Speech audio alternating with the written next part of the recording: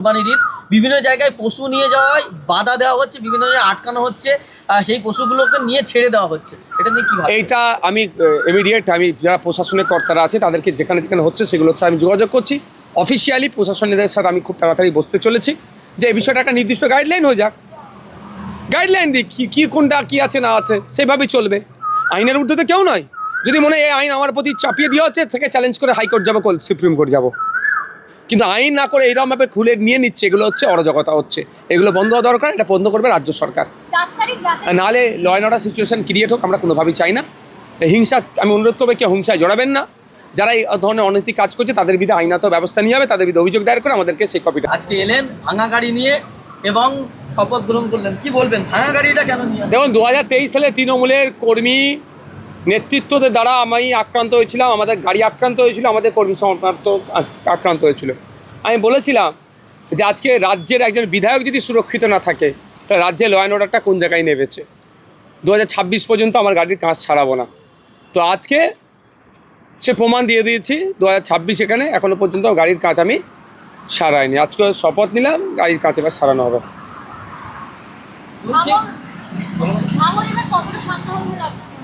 Vote পরবর্তীতে দেখছেন না কতটা শান্ত করে রেখেছি ভাঙড়কে, ভাঙড়ের মানুষের সহযোগিতা নিয়ে শান্তি থাকবে ভাঙড়ে।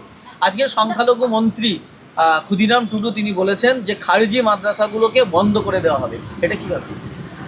ব্যাপারটা হচ্ছে নতুন মন্ত্রিত্ব নিয়েছে তো মাদ্রাসা সম্পর্কে ওনার এখনও বিস্তারিত ওনার জানকারি নাই আমার মনে হয়।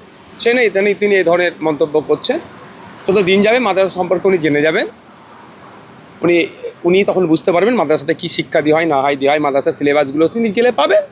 এক নম্বর কথা। দ্বিতীয় কথা হচ্ছে এখন একটু নাম্বার বাড়াতে হবে, মিডিয়াতে আসতে হবে, চর্চায় থাকতে হবে। এই যে প্রশ্ন করছেন এতজনের নাম বাদ দিতে আপনি ক্ষুদিরাম টুডু মহাশয়ের নাম বললেন, এই নাম্বার বাড়ানোর জন্য এক ধরনের আলটপকা মন্তব্য করতে হবে। এতটুকু শুধু বলে যায় স্বাধীন ভারতের প্রথম শিক্ষামন্ত্রী এই মাদ্রাসার ছাত্র ছিলেন হরিচাঁদ ঠাকুরের নাম মতুয়া সমাজের মানুষ থেকে রাজ্যের মানুষ, দেশের মানুষ জানে, আন্তর্জাতিক স্তরে তার নাম চর্চা হয়। হরিচাঁদ ঠাকুরও তার ব্যাকগ্রাউন্ড মাদ্রাসা থেকে তিনি পড়াশোনা করে উঠে এসছে। এই ধরনের অনেকেই মাদ্রাসা আছে। মাদ্রাসা সম্পর্কে কিছু বলার আগে মাদ্রাসা নিয়ে আগে স্টাডি করা দরকার। একাধিক বিষয় আছে। ভাঙড়ের যারা ডে লেবার তাদের মজুরি বৃদ্ধি, ভাঙড়ের ওয়েটল্যান্ড, লেদার কমপ্লেক্স, খালবিল, কৃষক, ছাত্র যুব, ভাঙড়ের সম্প্রীতি, ভাঙড়ের ঐক্য, ভাঙড়ের শিক্ষা ব্যবস্থার, ভাঙড়ের স্বাস্থ্যকেন্দ্রের, ভাঙড়ের নতুন বাস রুট, 5টা লাইব্রেরি আছে সেগুলোকে চালানো, নতুন স্পোর্টস কমপ্লেক্স তৈরি করা, এইসব বিষয়গুলো আছে। আজকে আমরা দেখলাম মুখ্যমন্ত্রী তিনি ঘোষণা করেছিলেন যে কংগ্রেস সরকারে ছিল তখন আপনি বারংবার অভিযোগ করেছেন যে এক বিরোধী বিধায়ক হিসেবে আপনাকে কাজ করতে দেওয়া হতো না, এখন বিজেপি ক্ষমতা এসেছে, কি মনে হয় এখনো কি কাজ শুরু করেছি? কি মানে আপনি কি মনে করছেন কাজ? আমি সব সময় পজিটিভ মনে করি। একটা সরকারের যে দায়িত্ব সেটা সরকার পালন করবে এটা মনে করি। দাদা এই সরকার তো মুসলিম বিরোধী, এই সরকারের উপর কতটা আস্থা রাখছেন? দেখুন একটা কথা বলি, আমি আমার কথা বলবো না, আমি সময়ের সাথে সাথে উত্তর দেব। শুভেন্দুবাবু যতক্ষণ না পর্যন্ত অ্যাজ সিএম ওথ নিয়ে নেননি, অনেক তিনি আলটপকা মন্তব্য করেছেন। যেই তিনি সিএম হিসাবে শপথ নিলেন ব্রিগেড প্যারেড গ্রাউন্ড থেকে, তারপরেই তিনি বলে দিয়েছেন যে আমি আর উল্টাপাল্টা বলবো না, আমি সবার মুখ্যমন্ত্রী। সুতরাং যখন কথা বলেছে সেই বিষয়ে আর চিমটি কাটা টিপ্পনি কাটা আমি পছন্দ করি না। হ্যাঁ, কর্মকাণ্ড যদি ভুল হয় নিশ্চিতভাবে সমালোচনা করব। যখন তিনি একটা তার অবস্থান ক্লিয়ার করেছে, চিমটি কেটে কোনো জিনিসকে থিত করার আমি পক্ষপাতী নয়। আমি আশা করব মাথায় ঘুমটা দিয়ে, হিজাব দিয়ে বা জগন্নাথ ধাম তৈরি করে হিন্দু মুসলমানের উপকার করা যেমন যায় না, এটা শুধু ফেক করা হয়। তা আমি আশা করব শুভেন্দুবাবুকে মাথায় টুপি বা বড় তিলক কাটার প্রয়োজন হবে না। প্রত্যেকটা জাত ধর্ম বর্ণ নির্বিশেষে মানুষের যে নাগরিক অধিকার তিনি সুনিশ্চিত করবেন।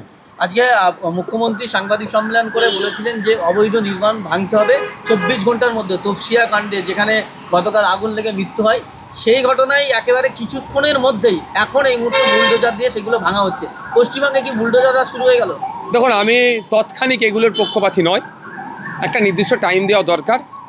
কারণ যারা অবৈধ নির্মাণ করেছে তৎকালীন সময়ে রাজ্য সরকার তার সাথে ইনভলভ ছিল, কিছু নিশ্চিতভাবে উৎকোচের ব্যাপার ছিল, টাকা পয়সা দেওয়ার ব্যাপার ছিল, ঘুষে দেওয়ার ব্যাপার ছিল। সুতরাং তাদেরকে একটা সময় দেওয়া দরকার। সময়ের পরে অবৈধ নির্মাণগুলোকে যাতে যেগুলো মানুষের স্বার্থে ক্ষতি হয়ে যাবে, অসুবিধা হয়ে যাবে, বিপজ্জনক অবস্থায় হয়ে আছে, ওয়েটল্যান্ড বুঝিয়ে করেছে, পুকুর বুঝিয়ে করেছে, সেগুলো বিরুদ্ধে ব্যবস্থা নিতেই হবে।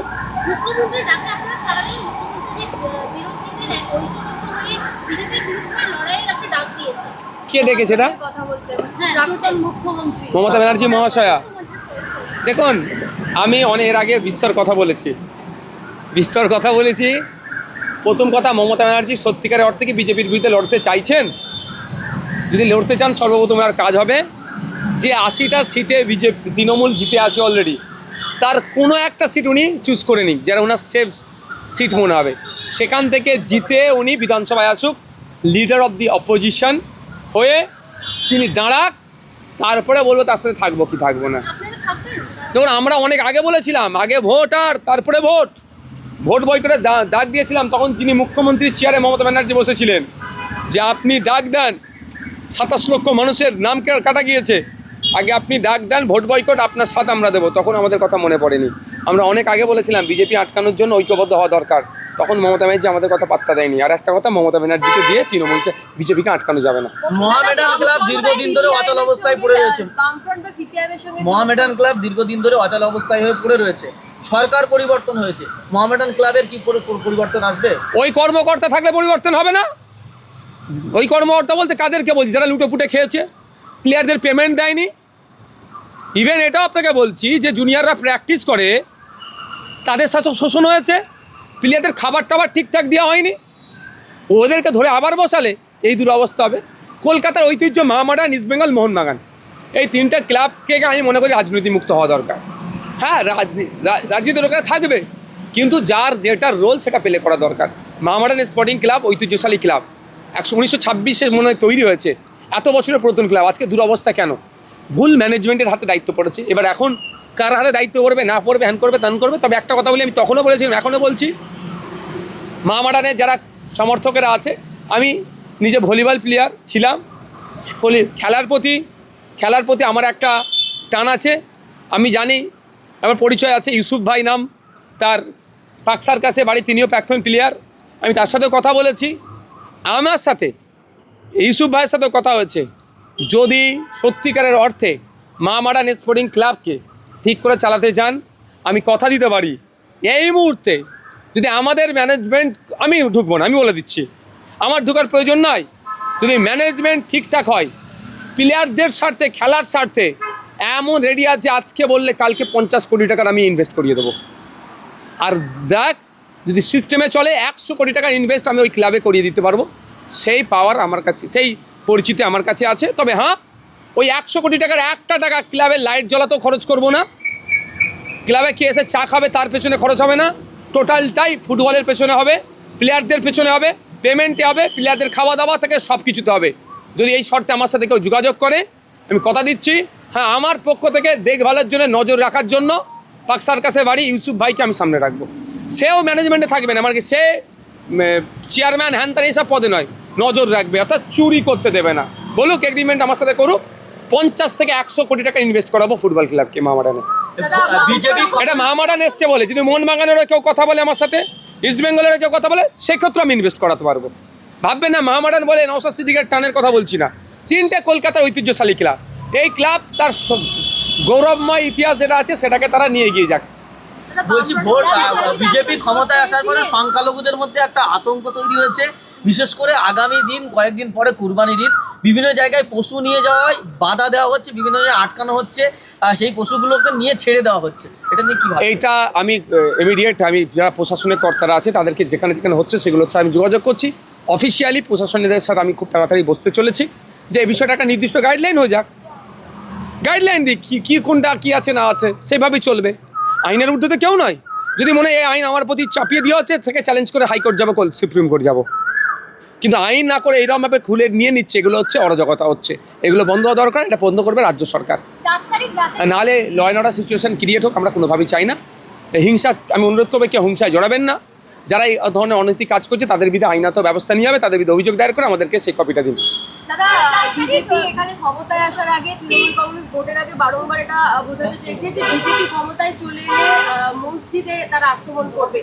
এমন ঘটনা কি ঘটেছে? কারণ সেই অর্থে তো আমরা দেখতে পাচ্ছি না। না, গুটি কয়েক ঘটনা ঘটেছে, ঘটেছে ঘটেনি একদম বলবো না, আর হিউজ পরিমাণ ঘটেছে এটা বললে আমার মিথ্যা হবে। কয়েকটি ঘটনা ঘটেছে, আমরা সেগুলো দেখছি আইনত ব্যবস্থা নেওয়ার জন্য। কোনো মতেই এই রবি ঠাকুরের মাটি, কাজী নজরুলের মাটি তথা সম্প্রীতির মাটিকে বিনষ্ট করতে আমরা দেবো না। দাদা, আপনারা বামফ্রন্টের সঙ্গে সিপিএমের সঙ্গে জোট করেছিলেন এবং সিপিএম খাতা খুলেছে, এই 2021-এ তাদের কোনো সিট ছিল না, একটি সিট পেয়েছে। তো মনে কিন্তু আশা আরও বেশি সিট পাওয়া দরকার ছিল, তারপরেও রানাদা দমকল থেকে জিতে এসেছে, ভালো লাগছে, একসাথে লড়াইটা করতে পারবো। প্রাক্তন মুখ্যমন্ত্রী যখন সিটে ছিলেন তখন তিনি বলতে গেলে পুরপুরার পীরজাদাদের ব্যবস্থা হবে, যখন সরকার মোল্লার সাথে স্টেজে ছিলেন, এখন তিনি বলবো যে 4 তারিখ ঠিক পরের দিন তিনি বলছেন এখন সবাইকে একজোট হতে হবে, সবার সাথে আমরা জোট করতে রাজি, বিজেপিকে হারাতে হবে, কি বলবেন? বিজেপিকে তো ক্ষমতায় নিয়ে আসলেন প্রাক্তন মুখ্যমন্ত্রী, পাওয়ারটা ট্রান্সফার করে দিলেন, এখন গল্প শোনাচ্ছে মুসলমানদের কাছে, ভালো সাজার নাটক করছে। Thank you.